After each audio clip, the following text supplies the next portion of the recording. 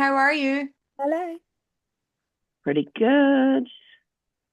How's Still everyone? stormy. It's very stormy, but it's all good. And Gary's here from Mhm. Hi. Greytown. Hey, Did you make it through the night, Gary? Yeah, Mm. yeah, I'm fine. Mm. I'm not how's sick. Kerry? In bed recovering. Mm. Okay, I will just give it. So we've got Joy here, we've got Kate here, we've got Rob here, we've got Gary here, we've got Michelle here, we've got Basha here. We haven't got Helen here, but we might need to start given we've got quite a bit to go. Hello, how are you? Okay, so I'm just going to share the presentation, just check in that everyone can see that okay? Brilliant. Okay, so listen, welcome team. Um, Thanks so much for giving me an hour and a half of your time today. Today is all about resilience reset. So this for me, this is more than a workshop. It's an invitation to you all in terms of I'll just let Jacqueline in, just give me a second. Um, it's to reconnect with your power. You know, I'm an identity-led leadership coach. So it's really today is going to help you look at reframing the way you lead and start building lasting resilience from the inside out. So yes, we're here to explore. Oh, hang on, we've got Helen as well. We've got everyone coming. Sorry, guys, all the tech's going a bit mad. Um, so yes, we're here to explore sustainable leadership habits and rhythms to keep you strong in both life and business. But I want you to think about that it's a bit more than that. And it's about learning how to actually live it, not just bounce back from a setback or a challenge, but to bounce forward. So this morning for me, what can you expect? This is about rewiring, not just reflecting. And I'll talk a bit more about that. But we've all done it. We've done the journaling, we've done the pushing through, and this isn't that. We're here to, what I would say, shift your inner operating system. So together, we're going to spot what's draining your resilience, look at the systems, your ecosystem that supports you, and help you build your own resilience blueprint, which is something a bit more practical, personal, and ready for your kind of daily real life, if you like. So if you're ready to go from some awareness to some momentum, then today's the day, as they'd say. Going to give you a bit of a quick overview of the journey today. We're going on a bit of a resilience journey. So first, we're going to explore some of the science. I'm going to nerd out a little bit. What resilience really is. I know you guys asked me yesterday about, well, what's the definition of resilience in your terms, Lindsay? So I'll talk to you about that. I'm also going to talk to you about how your brain and your body are wired to survive, but not always to thrive. And then we'll start building we'll do some initial work and I'll give you some tools around building your own resilience blueprint and ecosystem, personalized to how you want to lead life and your business and thrive basically. And then we'll finish by getting some really kind of super practical habits and mindset anchors, basically tools to help you keep going, to help you bounce forward, especially when life gets in the way, which is what Rob talked about yesterday when he was talking about that kind of the fact that your journey is not just a classic trajectory. It's a bit of this. So how do we actually thrive in a journey like that? So type ready in the chat if you're all ready to go with that today. Give me a thumbs up or a ready in the chat. Thank you, Joy. Thank you, Rob. Thanks, Michelle. Okay. So before we dive into what's being rewired, I wanted to share a little bit about my story. Some of you know this already, some of you don't, but I think it's quite interesting to talk about pivots when you talk about resilience. And I've had three really big pivots in my life, in all three areas of my life: love, health, and passion for what I do. And my resilience was tested really early. I lost my husband to cancer when I was 29, and that really reshaped how I saw love, life, and time, if you like. And then, hang on, I'm just going to admit more note takers, sorry. And then years later, I suffered in a routine medical procedure, I suffered a spinal injury during that surgery, and that's led to me having a spinal fusion and 5 hip replacements. So sorry, I'm just getting lots of notifications about note takers. Hopefully that's everyone's note takers approved. So I went from being in moments, key moments in my life, I went from being very strong and independent and doing what I wanted to do to then navigating chronic pain, multiple surgeries, holding down a very big job as the main earner of the family, and a body that no longer moved the way that it used to. And all of those are pivots. And then in my career, I faced something kind of even more invisible, which was I kind of lost myself along the way. There was a lot of bullying and gaslighting, and I sort of shrank, and my confidence shrank with it, and I second guessed everything I once knew. And then at 52, I suddenly realized that I'd lost my way in terms of my values and what I was really all about. So money had sort of replaced my meaning in life, and I realized that I was chasing the safety of the dollar, and other people's definition of what my success should be about. And so here's what I learned in that journey. One is that resilience doesn't always like roar at you. Sometimes it's whispering in your ear a little bit, and it's sort of saying, you know, this isn't it. This isn't quite what you're meant to be doing. It's not necessarily a big message of, ta-da, this isn't what you should be doing. It's like a little thing that sits on your shoulder. And the other thing that I learned is that real resilience doesn't always mean pushing through in where you're at. Sometimes true resilience means that you pause and you reflect, and then you choose again and you pivot. So I've had 3 big versions of those in life. I have lots of little ones as well. And I just wanted to share that with you because resilience can come in so many different forms. And if you've got that little voice that's maybe whispering at you right now that's going, maybe this isn't it, think again. Do listen to that voice, because often it is telling the truth. Then this is me when I rewired my resilience.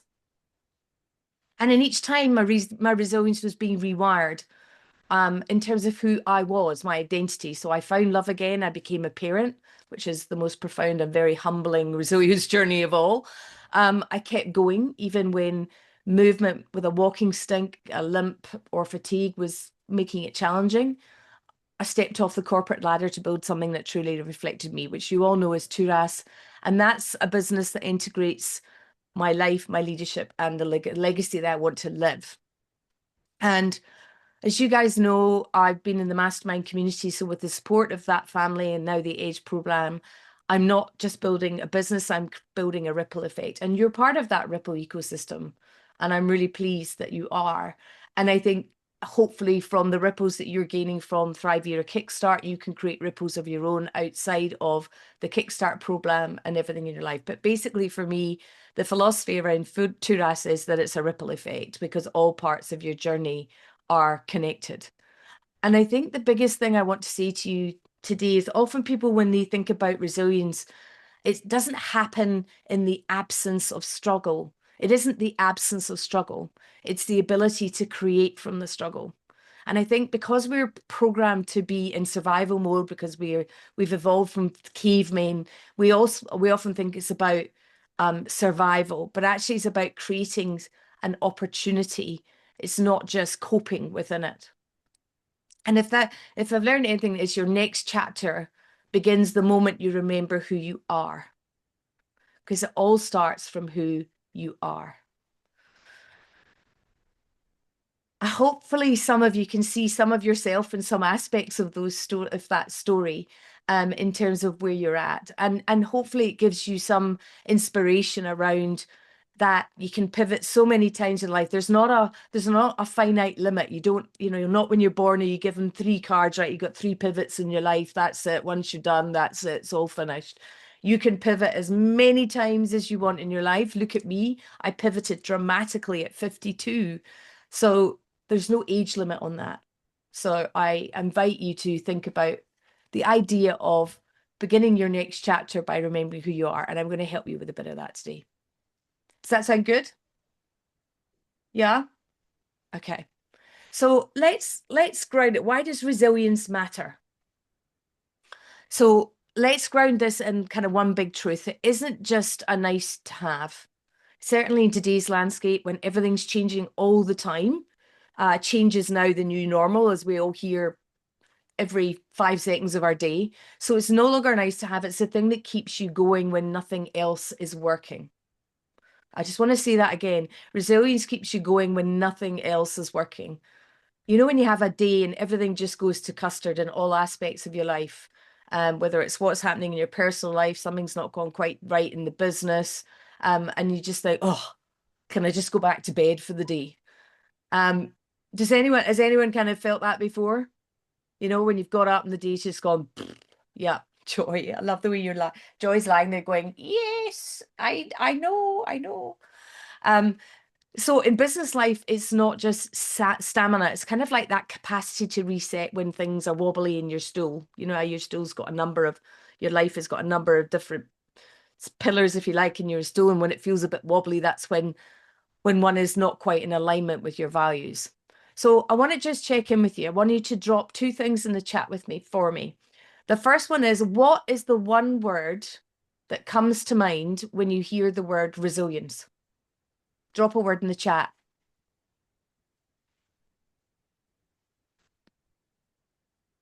Consistency. Gary, armor. Jacqueline, tough. Thank you.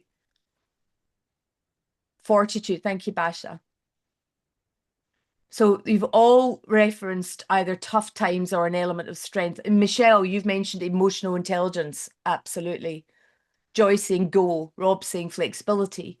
So you can already see that there's multiple facets to what you think resilience should be. So one thing that I want to do today is give you a clear definition of how I look at resilience, and that's important, because once you know what resilience means and how you define it, then you can start measuring it.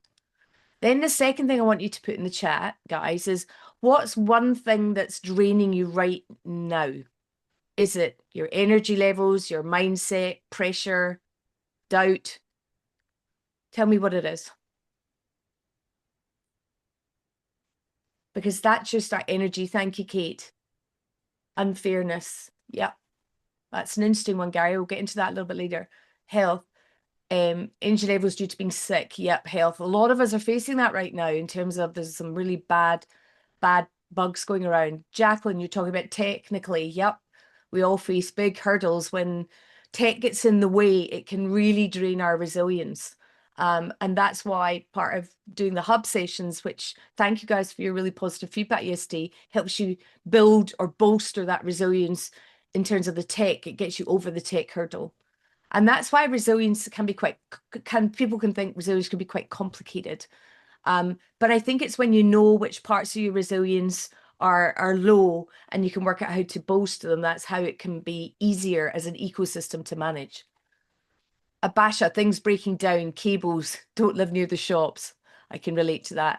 When my tech goes down, Basha, like the world ends. I have all my children on standby because I just don't know, something's not right on my tech deck, and it is really unsettling. Thank you for that. So that's where your starting point is. So here's a key belief that I want you to carry with you today. Resilience is not born, it's built. And every single time you don't quit, even if you just pause instead, you're doing reps. It's like a muscle. So no gym reps, no identity reps. No identity reps, no building of that identity and resilience muscle. And it builds really quietly. It's not a dramatic thing.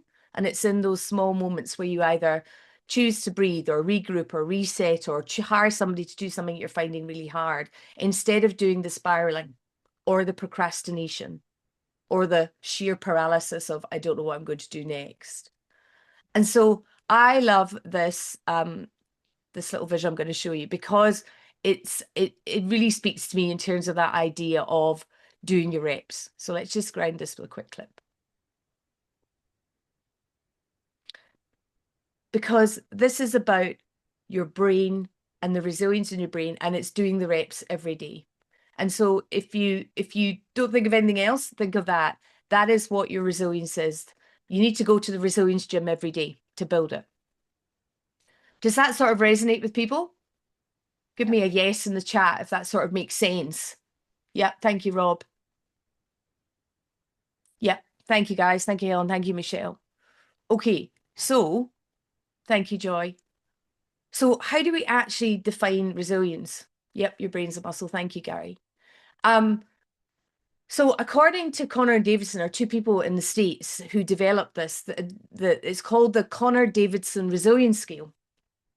Because I'm a really quite a structured individual. Those of you that know me pretty well know this. And there's kind of 6 core components that shape how resilient you are. The first one is your ability to adapt to change, which is normally the first one that people quote. Dealing with what comes along, being able to cope with stress. So you can still adapt, but you can still be very stressed, which means that maybe your resilience isn't as tip top as you'd like it to be. The fourth one is being able to stay focused and think clearly under pressure. Fifth is bounce back from failure, or bounce forward, I would prefer to say. And the sixth one is handle unpleasant emotions like anger or frustration or pain. So what I want to ask you is there firstly, which one of those feels the most important to you right now to get under, to feel more in control or to feel stronger with? Drop a number in the chat. Is it 1, 2, 3, 4, 5, or 6?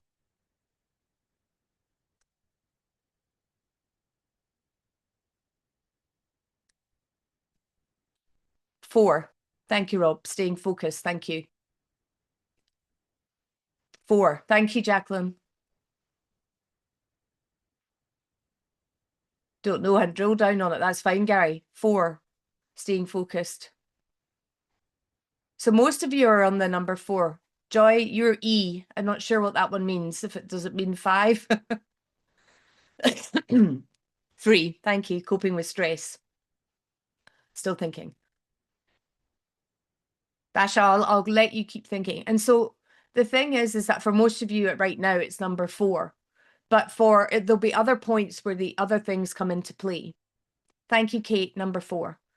And I think the thing I want to point out to you is that most of us think it might be 4 or 1, but we don't think about the stress element. We just kind of keep going and the stress is going on here, or we don't know how to handle the emotions that are happening. We still kind of forge ahead, but actually from a well-being perspective, even though we're adapting and forging ahead, we might not be as resilient because we still got the stress or the emotion still running through our body. And so it's important to know that all of these are parts of resilience. Now, I know that yesterday, Basha, you asked me what, I'm going to stop the share for a moment. You asked me, Basha, about the definition of resilience yesterday. I'd be keen to understand what your thoughts are on that definition. Oh, that's so kind that you brought that up. And when I said that yesterday, it was in no way to trigger you or anybody. I was just curious because, you know, we've probably all been on many trainings and read many books, and everyone talks about resilience, but in many different ways. What I really would like to say is I'm totally loving your slides, and I think your take on resilience with these numbers is phenomenal. Like I think you really dialed it down, and it resonates with me. So thank you. You're welcome. You're welcome, because I do remember that you asked this very specific question yesterday, and I think for me, when I started thinking about it myself, it was also recognizing the parts of, because I think I'm a pretty resilient gal, but you know, with all the different pivots in my life, I didn't necessarily deal with number 3.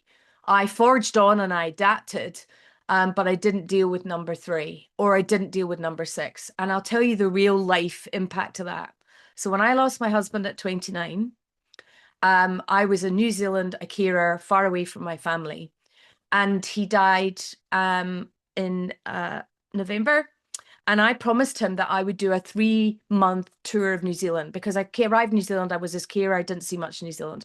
So I forged on, I adapted, I went through the funeral, and then I did this massive tour of New Zealand because I wanted to honor my promise to him. By doing that, I adapted and I dealt with what came along, and I did stay focused. I focused on this trip. but I didn't cope with the stress, and I didn't cope with all the grief and the emotions that went with it. When I arrived home in Scotland 3 months later, I completely collapsed. I mean, absolutely collapsed, guys. My mum couldn't leave me alone. So that was how bad it was.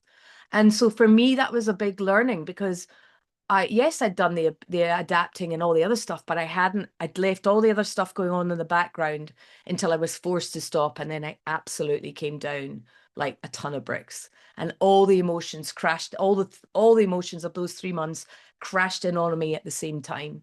And it was a very tough time for me.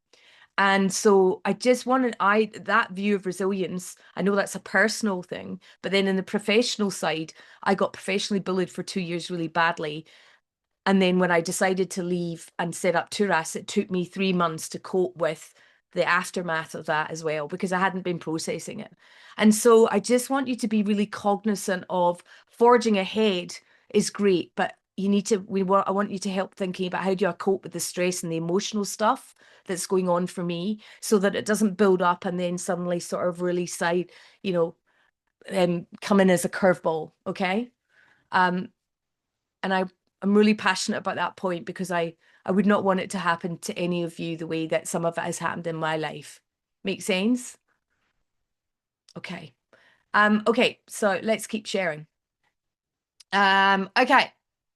So let's now talk about which one of these areas, I want to take a moment to reflect with you. So which one of these areas, 1 to 6, or just whichever one you remember, feels solid for you? Because it's also good to kind of recognize which parts of the stool are solid. I can go back to the previous slide if you want. So here's the previous slide. Which one of those, or you can mention more than one of them, which of those are good, you think you're strong in? Because it's also good to recognize that and not just focus on the things you need to strengthen. So take a moment to reflect on that.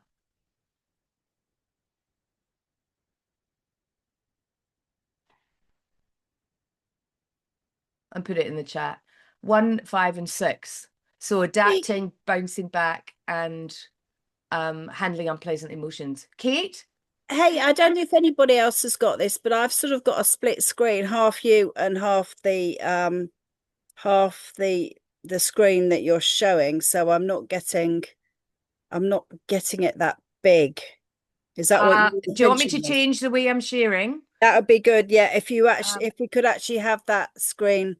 Yeah, hang on, let me see. I can do it. Let me try this one, and you can tell me if this is better.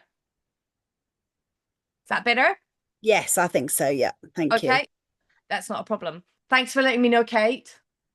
Okay, so Gary, you're strong in 6, which is the emotional side, which is really good. Joy, you're good at bouncing back from failure. Michelle, you're good at ability to adapt and deal with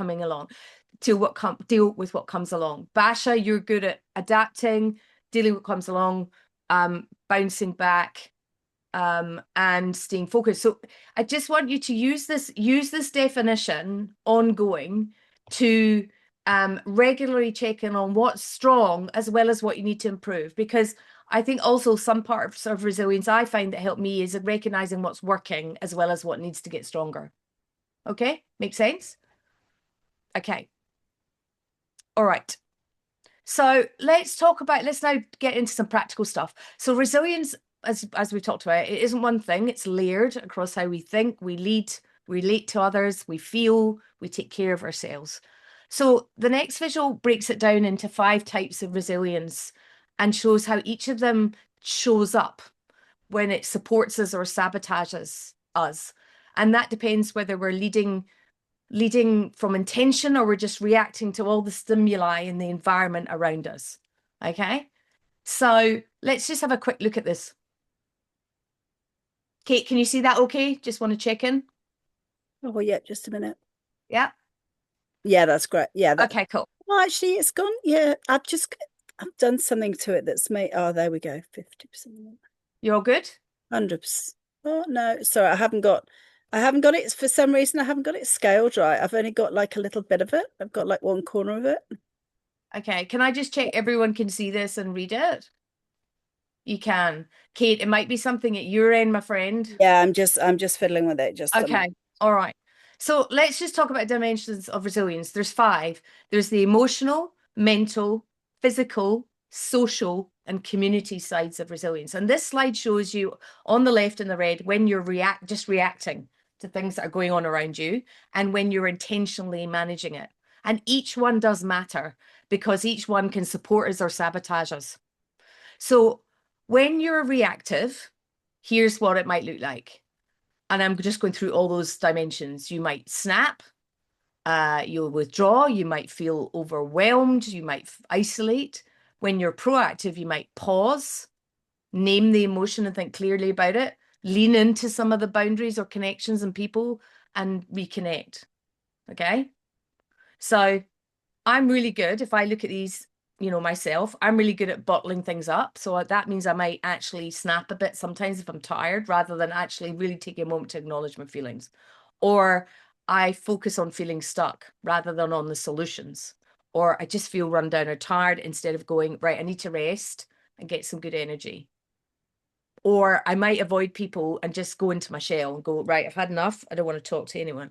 In fact, sometimes connecting with others like you guys really restores my energy and helps me feel revitalized. So sometimes connecting to people for some of us might feel like a chore, but actually it does have a resilience part to play. Or you feel alone rather than feeling part of something bigger, like this community. So here's the thing. You don't need to be thriving in all 5, but you do need to know where you're leaking the energy the most, okay? Because that gives you a place to start. So when you face challenge in your business, which type of resilience tends to dip the first? Is it the emotional, mental, physical, social, or community?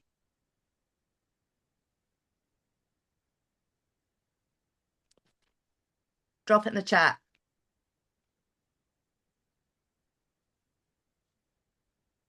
Social. So Gary, do you tend to kind of go into your shell a bit? Yeah, a little bit. I tend to be a bit of a grumpy bum to be around. Grumpy bum. Yeah. And I get that. I get that. And Helen, mental? Yes, that sort of self-belief, imposter syndrome, blah, blah, blah, starts to swirl. And I just have to break away and reset. Yeah. Yeah. And Joy, are you the same? You're the same as Helen in the mental? Yeah, and other things come to play and all my brainwaves get blocked. So you kind of go into a bit of a paralysis. Yeah. Yeah. Yeah. Massive. Massive. Okay. Rob, physical and social.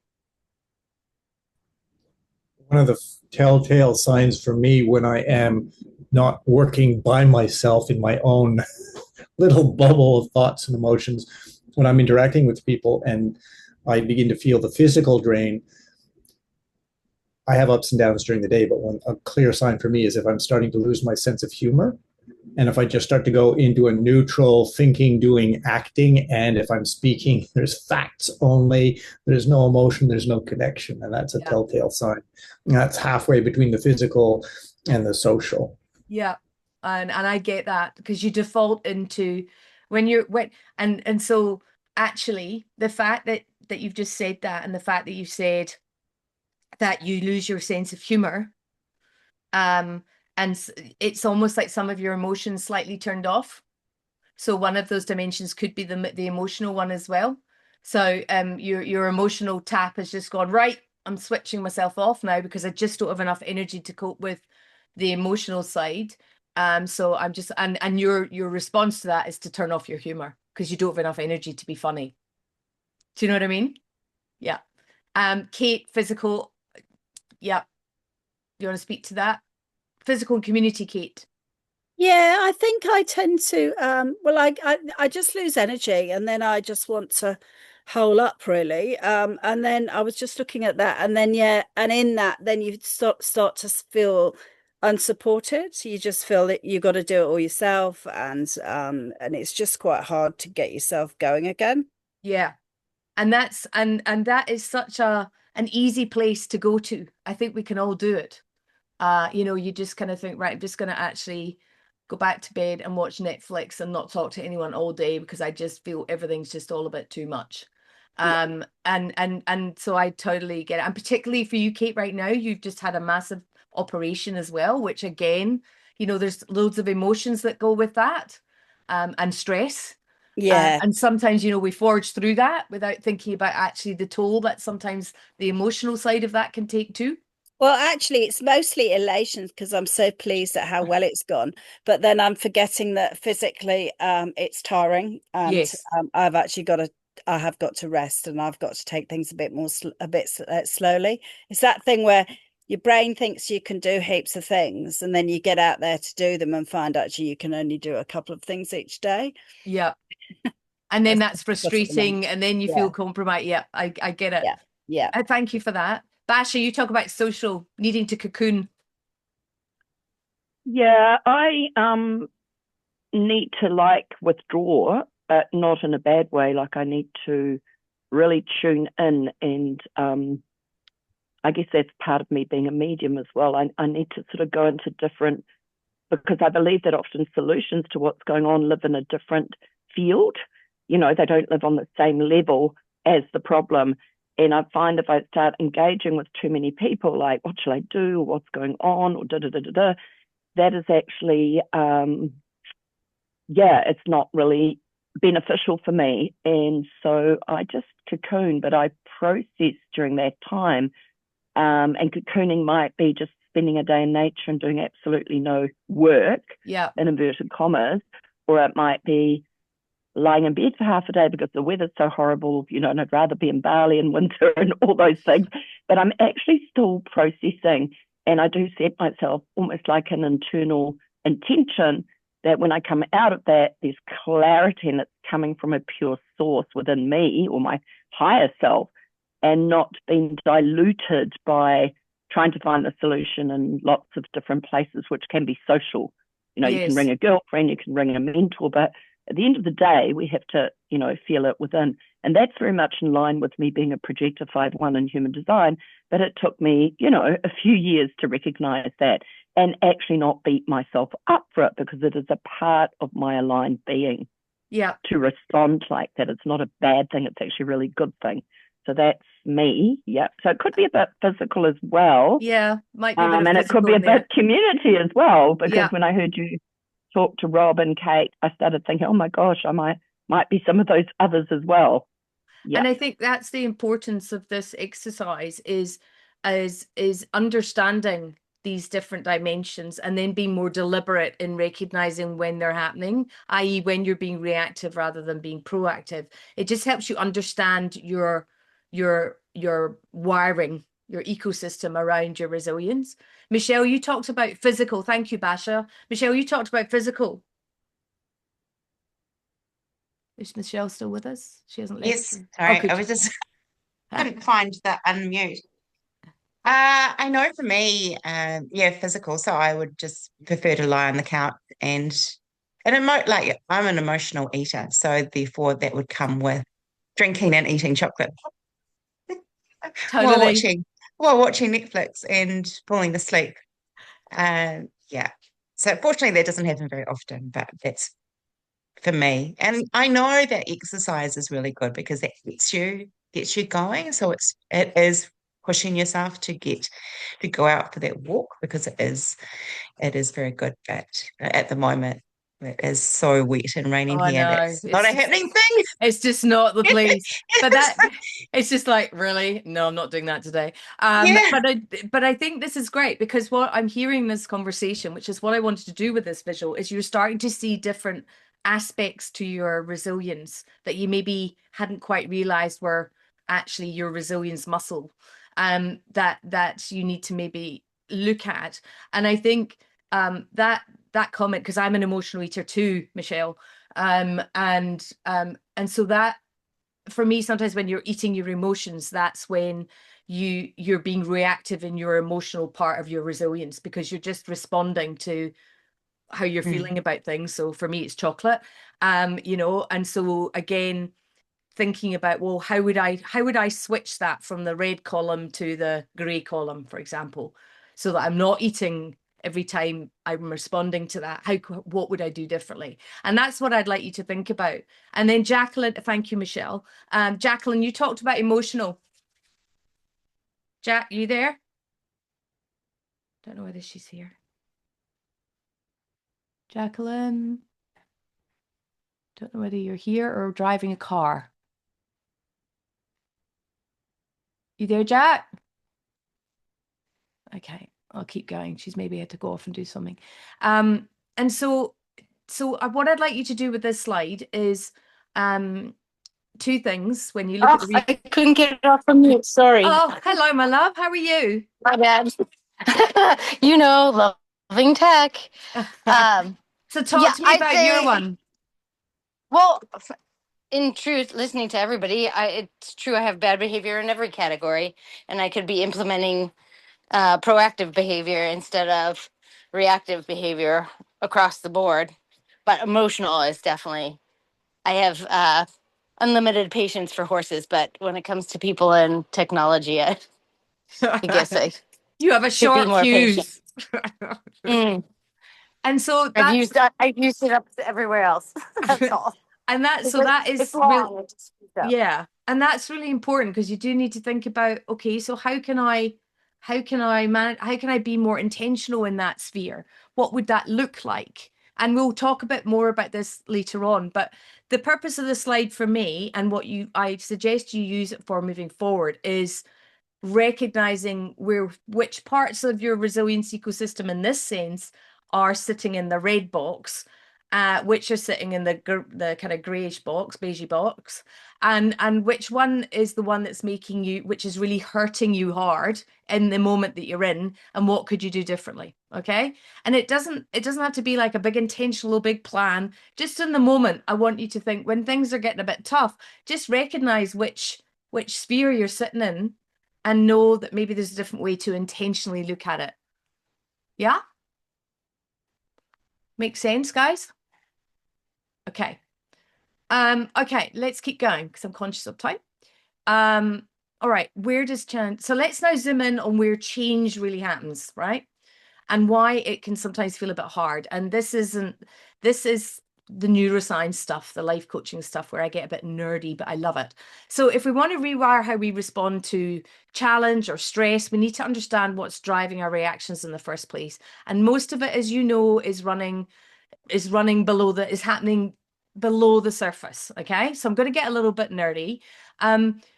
Let's start with what you can see. This little speech bubble here, that is your conscious mind, which is 5% of your operating system. It's 5% of your brain that's working consciously.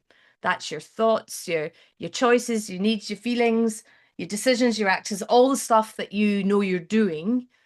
But if you've ever said, why do I keep doing that? Or look, I know better. Why am I doing that? Or why am I reacting this way? Then this is because your awareness isn't broken. It's not the full story. So here's the rest of the picture. So this is the 95% rule. So the big 95% on the left, that's your unconscious mind. As you guys probably know, if you're coaching people, and that's your beliefs, your habits, your patterns, your triggers, your conditioning from when you were a child, your emotional memories from past experiences that you might not want to remember. And guess what? When you're under pressure, this is the part that actually leads, because resilience happens when you bring that sort of wiring to the surface. And most of us are living in the 5% every day, sometimes unconsciously. You know, when you're doing something, you suddenly think, why did I actually do that? It's because it's a completely unconscious habit that's in your 5%. But if you actually want to change some stuff, you need to go to the left-hand side. And you need to kind of go down and go, where in my identity, in my system of who I am and what I believe and what I've conditioned myself to do, what is happening there? You need to bring some of that to the surface so that you can then move it across from the left-hand side of the slide, which is your unconscious, into your awareness. And that's actually a physical skill. It's a mind skill that you need to do with your reps that I talked about earlier. Because if you just try and change it in the right-hand side 5%, it won't happen, because it's what the right-hand side is. It's all established and you're just doing it. It's your normal. So in order to change it, you have to go into your unconscious. So today we're going to do a little bit of that, and that's when I see you're kind of leading from the inside out. And what I do a lot of is in the left-hand side to enable people to go to the right-hand side. Yeah. So Joy, that's right. The right is the how thinking, the left is the why. And that's really, really important. I think some people think that you can change a lot of what you're doing in the right-hand side and then wonder why they can't sustain it. And that's because they haven't really got into the heart of the wiring of why they do what they do in a certain way, whether they believe something or behave in a certain way. That's because they haven't actually got to the nut of the issue of the why in the left-hand side. And so that's why many times in my past, I've gone on an eating plan and it hasn't worked, or I've started an exercise regime and it's not worked, or I've tried to do a different thing with work and it's not worked. And so that's why, because I haven't gone to the left-hand side of my brain. Does anyone have any, I'm going to stop sharing for a minute. What do people think about that? Any thoughts, comments? Joy? The reason why I put that in, because I have it in my Journey to Quit Smoking program to help people stop, because they keep on using the same thought patterns all the time in the how can I stop? How can I quit smoking? And what I do is I get them to address the why, to go back why they started to smoke, because it's normally masking a pain, and we deal with that first. Yeah. And then the how is pretty easy. Yeah.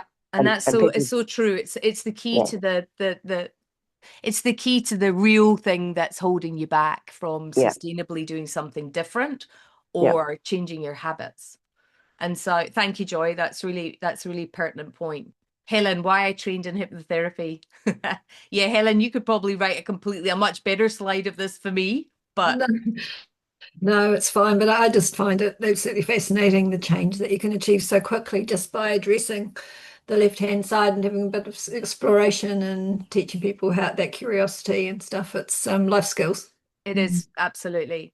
And it is, whilst this is a nerdy slide, this is actually science. And I do this every day with people, with clients. The way they transform their lives with me sustainably is by doing work in the left-hand side of the brain first. And then that helps them make all their decisions about their business and their career and their life, because they've uprooted, they've looked at their identity and their wiring, including their resilience. And that's actually setting up a platform for them to sustainably transform, not just a wee blip, sustainably transform. Joy? When you say you do it a lot, it's actually the most important thing, because if you continue the same pattern, you'll get the same result. So it's Einstein, so you can't expect a different. So this must be the first thing people are made aware of. And that's what I do first. It's the first thing. That's why we have so many breakthroughs. Yeah, that's right. But a lot of people don't realize this. So they think when you start saying, let's talk about who you are, they don't understand the connection with understanding somebody more deeply to the habits and the patterns that they've unconsciously developed. And they don't realize they have to break through that. And so I agree. It's your anchor. It's absolutely your anchor. Thank you, Joy. Okay, I want to move on to another slide, a point that Rob raised yesterday, which you're talking about your journey as an entrepreneur. It is never a straight line. I thought when I started Turas, it would be I'd start, I'd get everything, I'd do things and test and whatever, and then I'd have a trajectory of growth. No, it doesn't work that way, as I've learned. Okay, it's not a straight line. It's more like you'll do some learning, you'll grow, and then you'll plateau. And then you'll go, oh, right, what do I do now? Do I need to reset? What's the reason for my plateau? Is it that I need to learn more about my client? Is it that I need to learn more about tech? Is it about I need to learn more about a particular offer? Is it about, it can be so many things that represent that growth in the reset zone. And you have a choice to make in that plateau. You either decide to stop and go, this is all too hard. Or you go, actually, okay, this is not a failure. Because often when you get to a plateau, you think, right, that's it, I've failed. Clearly, I've not done something correct. But it's not. It's just where you solidify the lesson before you take the next leap. So if you think about what I shared with you yesterday, guys, when I talked about the fact that, you know, I've been asked to be a coach in the Mastermind Success Academy. That came from a number of these Okay, it didn't come from that. And that came from me learning more about how would I deliver a great experience? How would I actually, did I want to do that? Did I want to be a coach in the Mastermind Academy? What skills did I need? And I certainly didn't go into that with being a brilliant person that could coach in the academy. So I had to stop for a minute and go, right, what do I need to learn? What's maybe not quite right yet? And Dean Graziosi, you know, as we know, has got that great saying of every new level has a new devil, right?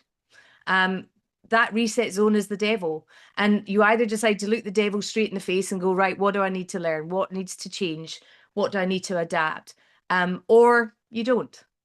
And in my experience, if you have the fortitude and the resilience to sit in that reset zone and then look at what you need to tweet, what you need to tweak, not tweet. You could tweet if you want to. Then, you know, you carry on up. And I want you to really recognize that if you don't know that already, and some of you probably do know that already, but if you don't, I want you to know that already, because I didn't know that when I started Turas. For some reason, first time entrepreneur, I thought it would be that, and it's certainly not. And they happen a lot. But when they happen, they also mean you're growing and you're moving to the next level. And that's another way that I help myself stay in that reset zone and push forward and learn and grow and cope with the emotions of being in that plateau, because it can only lead to growth. So again, that's a muscle that keeps you moving even when you feel like nothing's happening, because when you're in a plateau, you're like, right, it's gone quiet, don't have discovery calls, oh, what am I doing? Clearly my offer's not working. I'm a failure. This is me. I'm a failure. It's not working. Maybe I should go back to my contract job, you know, get some money, and, you know, all that stuff happens in the reset zone and your mind gets very, very busy. So again, it's about how do you clear out some of that noise and really look at it in terms of the facts of why you're in the plateau. Okay. And for me, I changed my business strategy. I reached a plateau in February. And I thought and I was in a particular business strategy, and I thought this isn't quite working for me. It's very hard work. It's very grindy. The market in New Zealand's pretty tough. And I changed my whole business strategy, and I decided to go from the one-on-one to nurturing 5 key strategic partnerships. And I made an intentional choice there, an intentional reset in my business. And I have, in the last quarter, I've made the most sales in a quarter that I've ever done in the whole 2 years of my business. So, and it's frightening because it's suddenly going, but again, it's led to another version of these, and I'll hit another plateau and then it'll happen again. Okay. So I just want to check in with you. Does that sort of resonate with people? How does that feel, Rob, in terms of answering your question? Or, you know, talk to me a bit about that. Yes, it does. It resonates with a lot of my experience in putting on an entrepreneur's hat and becoming an entrepreneur, which is not something I ever expected to do in life. And for the past 2.5 years, through Dean and Mastermind, I have been gaining this expertise as well as this persona, this aspect of myself. And I have not earned more than a good restaurant meal in 3 years in my business. My business is essentially time and money flowing out. Now I'm filling my cup with experience and growth, but I do hit these plateaus where I feel like I've just been spending time and money and I have not gone anywhere.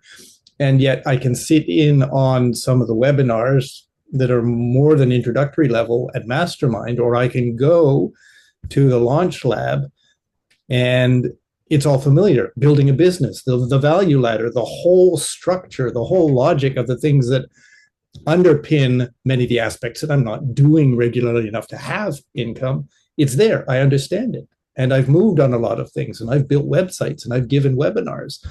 But there are moments where I just sit back and go, whoa, what do I know? I'm not, it's a business. It is not a business. It's not earning me money. So I must not have succeeded. Yeah. And yet I have all of this stuff under the hood, and I still have the desire to keep advancing and finding new ways.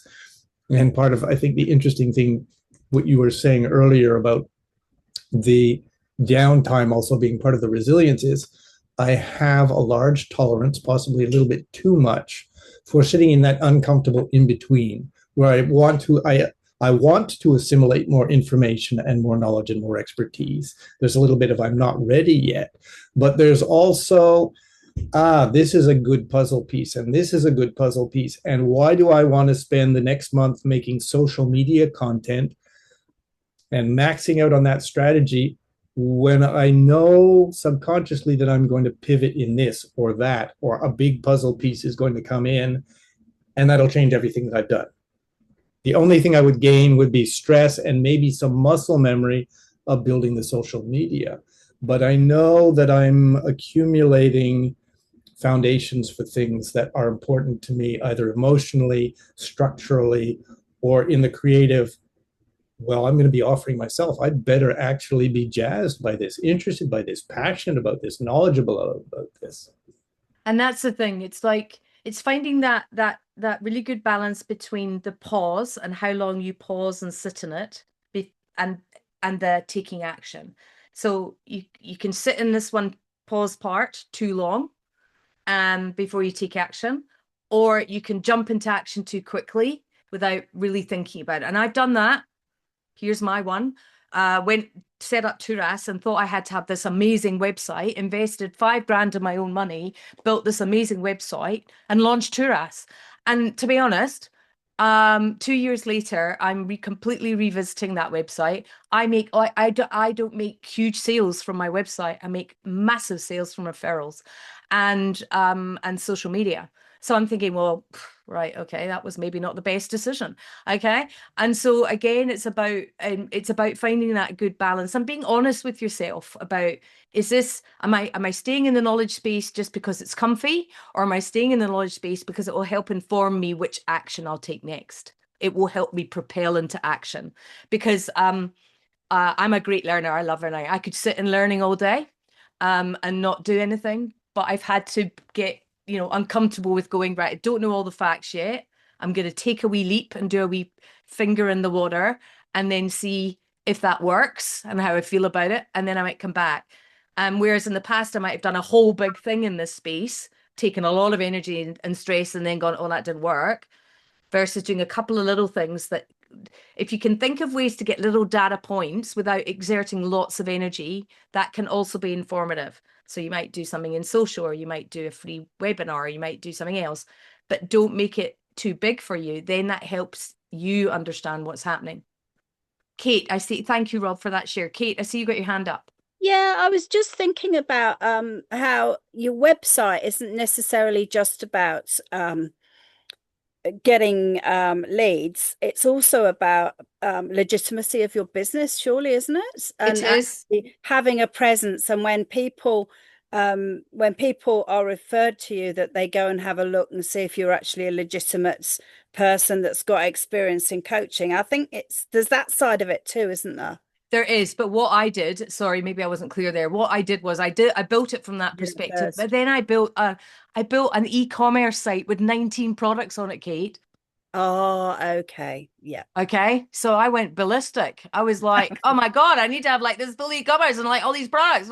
And I should have waited, because and I shouldn't say should, because that's me giving myself into trouble. It's the learning that I've got from it, yeah, sure. Which now means that I've just commissioned somebody to do a whole revamp of my website and and a bit on my brand, because I now know a hell of a lot more about my client and how they might want to move through my website.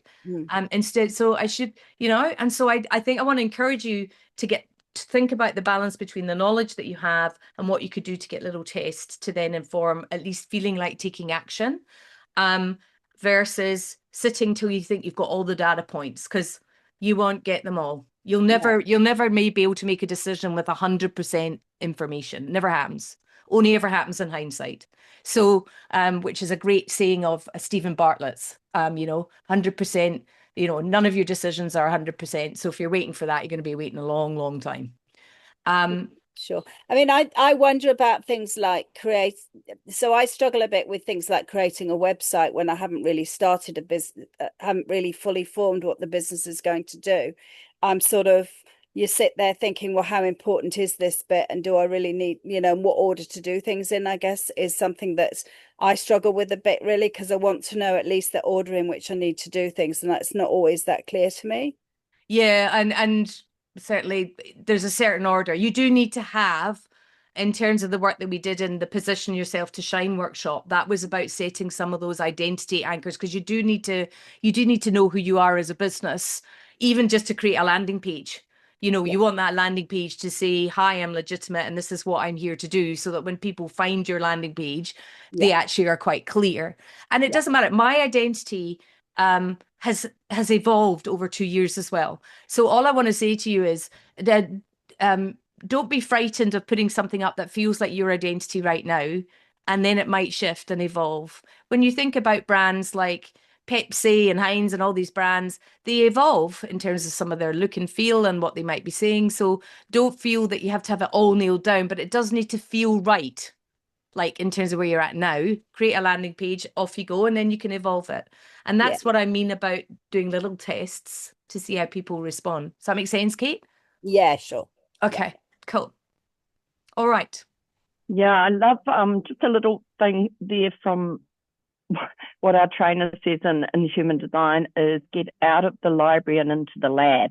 Like she reminds us, we do all this learning, and, I've been in that situation, Rob.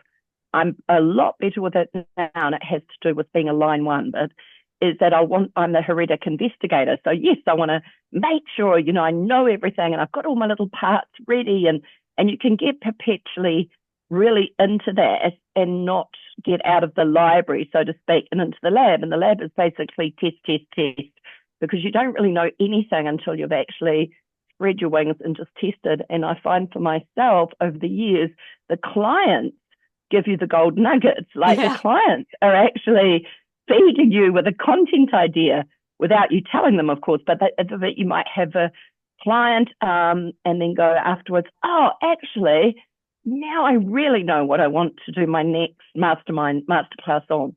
And they've gifted you that, but it's only because you've gone out of the comfort zone, perhaps, and just gone, okay, I've been in the library long enough now. I'm going into the lab and then experimenting them, basically, right? Test. So I don't know if that's helpful, but I know it's helped me over the years. And I love the way she says it, because she constantly reminds all of us of this. And I mean, there's many people from all around the world at different levels of business, but I think it is something, and it's very much about what Lindsay's saying as well, but sometimes a little mantra helps. I create my own mantras to sort of push me along, I guess, push me forward. Yeah, and I love that, Basha. I love that saying. You should drop it in the chat because it's so true. I have learned so much more about who I am as a coach, what my business stands for, what I'm actually giving in terms of my value proposition to clients from what clients say to me in their words. I said to somebody at the end of every session I have with people, I say to them, how are you feeling and what's been the most important thing? I was mentoring a young marketing leader yesterday, and he said to me, I said to him, what's been the most valuable thing you've taken out of this session? And do you know what he said? He said that I'm not crazy. I actually don't feel like I'm going crazy. Now, I would never have put that in my marketing material, but the fact that that was the best, that's the thing that was worrying him most. Another client once said to me, thank you so much for giving me back me. Now, I would never have thought to say it that way. And so you get these real nuggets around what is really working. I put True North, which is my flagship program now, started as a tailored program for one person. And I thought, I'll try it with this person and see if it's good. And then the demand for that program just sort of exploded, and now it's my flagship. Now, when I started writing that, I thought, I'll do it for such and such person. I'll see what happens. And boom, before I knew it became. And that's because I tested it in the market with a few people and I developed it for one person. So you just never know where it's going to, where your ignition will come from and where your insight will come from. And the clarity comes from action, hell of a lot more than sitting in your lounge trying to work it all out yourself. I really, honestly, so I 100% support what Basha's saying. Out the lab. What was that? Out the library and into the lab. Basha? Well, maybe she's not there. Was I? Oh, she's trying to. You there, Basha? Ah, I'll keep going. Okay. All right. So let's look at why has it done that? Hang on. Are you seeing building your resilience blueprint, guys? Yeah, thank you. Okay, so we've explored the science. Now I want to talk about the blueprint. Okay, the anchor. And it's not static. It's a tool that evolves over time. This is what a resilience blueprint or ecosystem helps you do.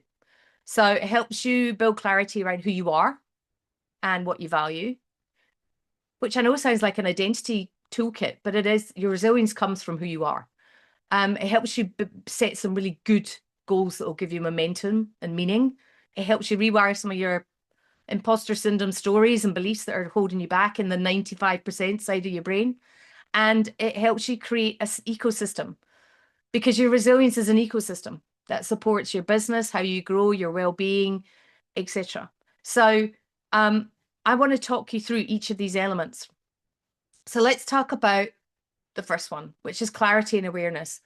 And this one's about when your energy might be low or scattered, even with the best intentions. If something comes in and kind of blows up your world and you kind of go into this. So I want to talk about your entrepreneurial tank. How full is your entrepreneurial tank? And so what I want to do in the chat, I am going to, give me 1 second while I just do this.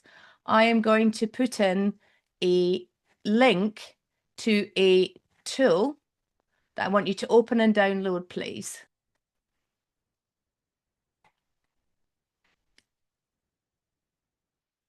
Just give me a heads up when you've downloaded it.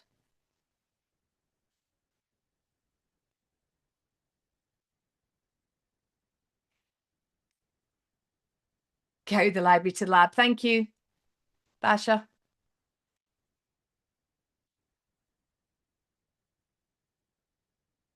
Rob, you're all good. Thank you.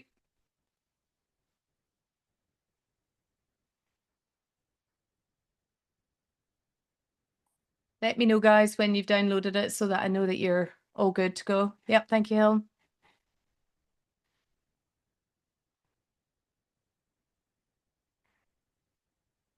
Okay. I'm seeing most people look like they are already downloaded. Okay, so this is the exercise I want you to do. I've put the screenshots as well to explain it. Like, so in this tool, there's a little bit of a survey up front where it's got some different questions that I just want you to rate your score from 0 to 10. Don't worry so much about what could I do to lift this score right now. Then there's some instructions on how you consistently rate. So what 0 looks like and what 10 looks like.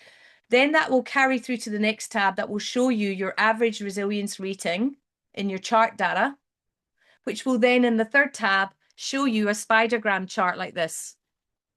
What across your different dimensions. And what that does is when you've got a little bit here, which is say an energy or total recharge, that means you're low in your resilience in those areas. When it is a big fatter piece, like in momentum, that means that your resilience is stronger. Does that make sense? People understand that? Do you want me to see it again? So you fill in the survey in the first tab, you go to the chart data to see the different average resilience scores, and then it will also show you visually. So can you just take a couple of minutes to have a look at that? I'll stop the share so I can see you all. Just give me a quick thumbs up. Everyone's happy with the instructions. Everyone knows what they're doing. Great, thank you. I'm just going to go offline for a second, guys, just to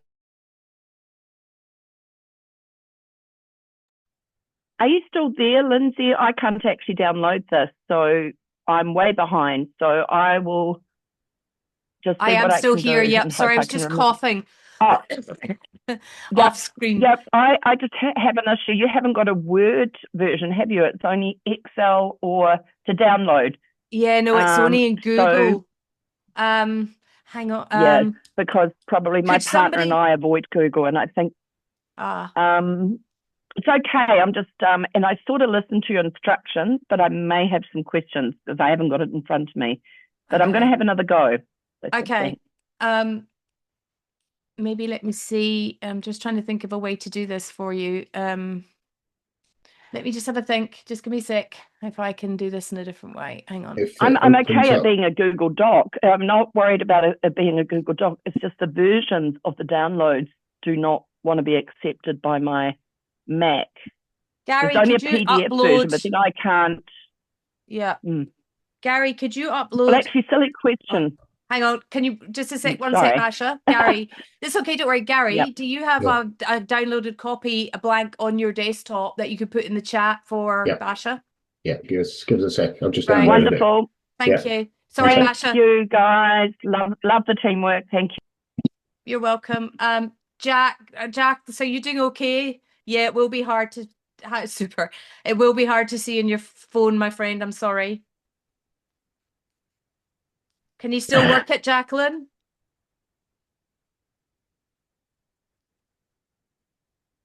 If I get the one from Gary. Okay. Gaza, Sec- if you wouldn't sec. mind it.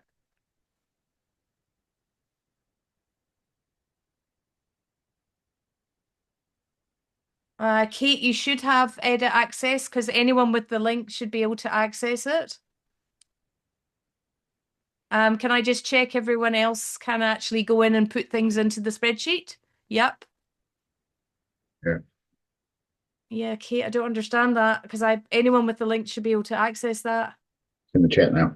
Yeah. Maybe try the Word document version. Okay, Joy, thank you for letting me know. I thought I'd catered to every possible scenario, but that's a good learning for me to have a Word document at the ready in case. It might people just be because struggling. it's the OS version on Mac that it's not opening up in Kate's. in Excel. Okay. Can I just check everyone's having a go? Kate, so you sorted now? Come off mute, my friend. All good, thank you, Michelle. You're okay, Jacqueline, thanks.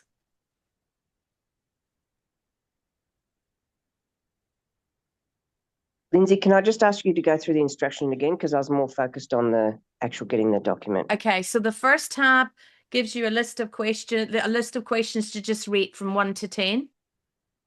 Okay, and then the second tab, so do that, and then go into the second tab, and you'll see the different dimensions and your average resilience score, and it will show you what your average resilience score is in total, and that will give you a sense of how resilient you are in total. But then it will show you which dimensions are your average score is for each dimension. But if you're more of a visual person, Joy, I would skip the second tab and go to the spidergram, because the spidergram is the visual one with the circles. And so you go to your circles, and where it's low and closer to the center means you're lower in your resilience. And when you go out, it's better. Yeah, so because I'm already in a situation of what's happening in my brain, I've just got to focus on the first task only. First tab and third tab. Yeah, but I can only focus on one. So that my brain is in overload. I'm just being honest. So I need to only focus on the next task, not all the steps. Yeah, just fill in the Does survey. that make sense to you? Yeah, it does. You might not see the results, but that's okay. Fill in the first tab, which is the survey. Yeah. Just rate out of 10. Yeah, that's all I've got to do. Okay, thanks. Is that okay? Yeah, I was just explaining where my mind was, so I can that's only okay. cope with short chunks. That's okay, my friend. Okay, is everyone had a go with that? Just give me a thumbs up if you've done it. Thank you, Helen. Thank you, Rob. Oh, still doing it, sorry. Okay.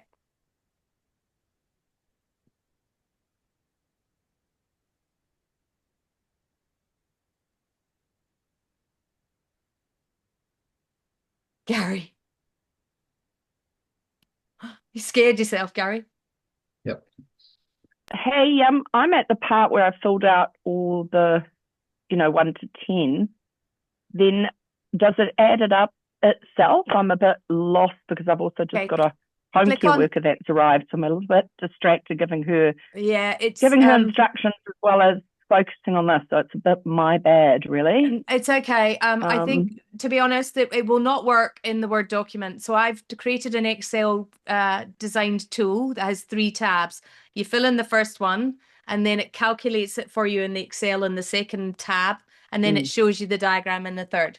So unfortunately, because you're in the Word version and you can't access the Excel, you won't be able to do it. But what I'll suggest you do is do it after the workshop. I need to. I don't. Yeah, I can download it. What I'll do is I'll download it into an Excel document out of Google and send it to you, Basha. Okay? Is that all right, Basha? Yeah, that's great. I've managed to open Gary's, and it's just really weird. I mean, this is techie, so we better not waste Yeah, time sorry, on we it. But can't- I can only look at it as a read-only Excel. So it's not calculating or adding up the numbers, but I can add them up in my head. I mean, it's not a biggie. So Okay. There should be a little bit at the top where it says edit. Yeah, just save as, and then you can save that onto your own okay, I desktop. guess okay, I'll have a look. Okay. Let's move on. I don't want to waste Okay. everyone's Yeah, because time.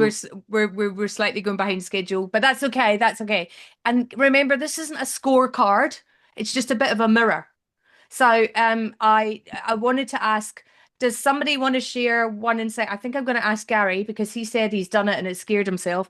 So Gary, can you just share with us what was one kind of thing that either you learned or were surprised about when you actually went through that exercise? It's just how low it was. How low it was? Yeah. Yeah. That's okay. Compared to what I normally think I'm where I'm at. To be fair, given I know you personally, that wouldn't surprise me given contextually what I know is occurring. Yeah. You know what I mean? So your resilience, goes up and down and up and down and up and down, and sometimes the factors in your external environment.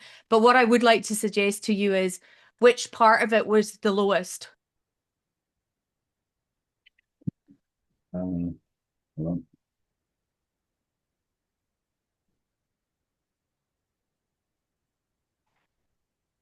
Mindset and support. So it's me Okay. going back into my shell. Okay. So So again, that probably relates back to that comment earlier on about unfairness. yeah. So it's like there's Yeah, a thing going on, and that's manifested in my energy right now. And one question I'll put to you, and I don't need the answer right now, is what is it that you believe will happen by being in a community in terms of the fairness? So if the fairness is the big thing, and I know why fairness is the big thing for you, Gary, is if you go out and be in a community, how is that fairness value not going to be honored? Because that's probably what's keeping you in your shell a little bit. Don't need to answer me, but that's where your values of who you are and your resilience behavior are connected. Make sense? Yeah? Yeah. Okay. All right. So Do you want? I'm happy to share mine if people want to, who haven't been able to get through it, want to see what it looks like. Shall I do yeah, it? that would be great. Go I'll for it. put it in the chat. There it is.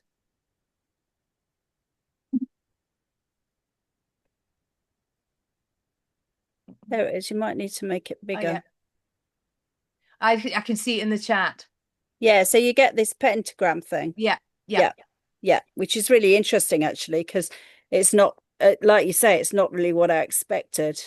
No, it often isn't, because I think sometimes we look at resilience one-dimensionally. So this actually looks at your resilience in a number. So what's your biggest outtake from this, Kate? Haven't got any momentum basically, and that's because I've barely started. So, and that's under, we've discussed that. That's sort of is where I'm at. But quite pleased. My mindset is probably, I think my mindset is probably the highest. It is. Yes. Which is good. which actually is encouraging. There you go. So use this tool. So my first question, on a scale of 1 to 5, 1 being, well, that was rubbish and a waste of my time, Lindsay. And 5, that was brilliant, Lindsay. That's a really useful tool I'm going to use moving forward. Give me a rating from 1 to 5 in the chat.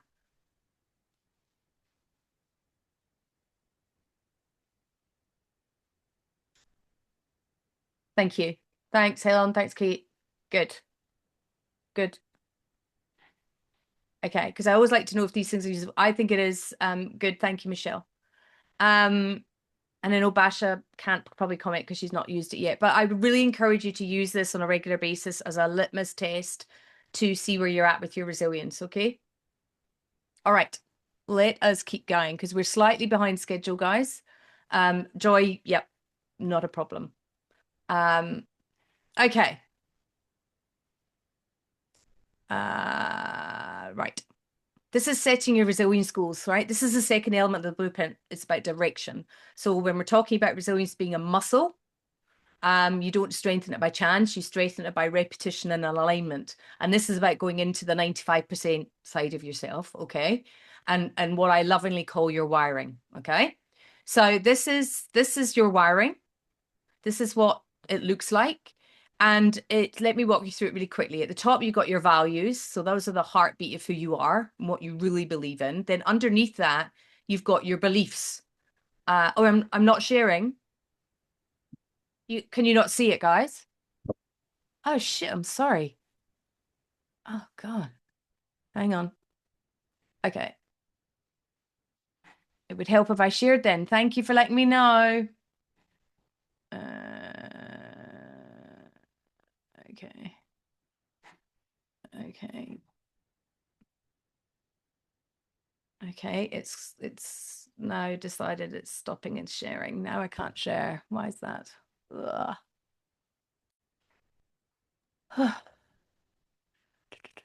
If it doesn't work, just keep on talking. Yeah, it's quite visual though, Joy. It's saying it's Okay. paused my sharing. Yeah. For some reason, and I think it might be because I went out somewhere else. Hang on. Yeah.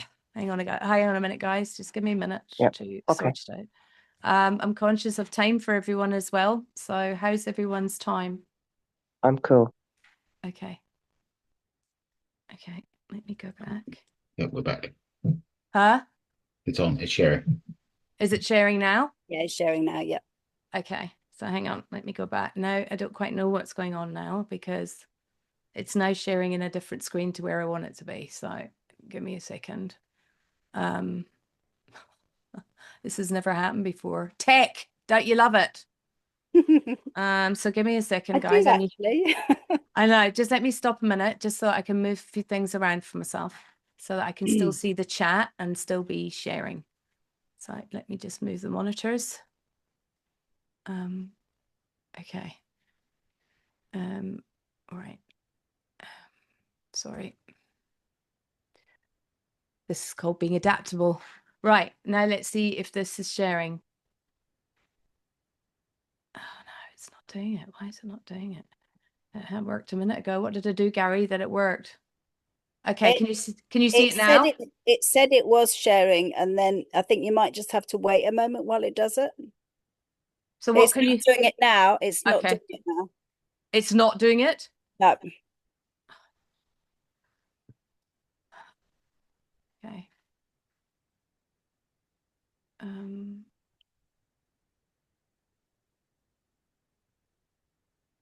Okay, what can you see now? Each other. Oh, Jesus. I don't know what's happened, guys. Can you see it now? Not yet. Okay, I'm gonna go out of the can you give me a minute to go out the Zoom and come back in to reactivate it? My sincere apologies. Sure. Okay, I'll be back in a moment.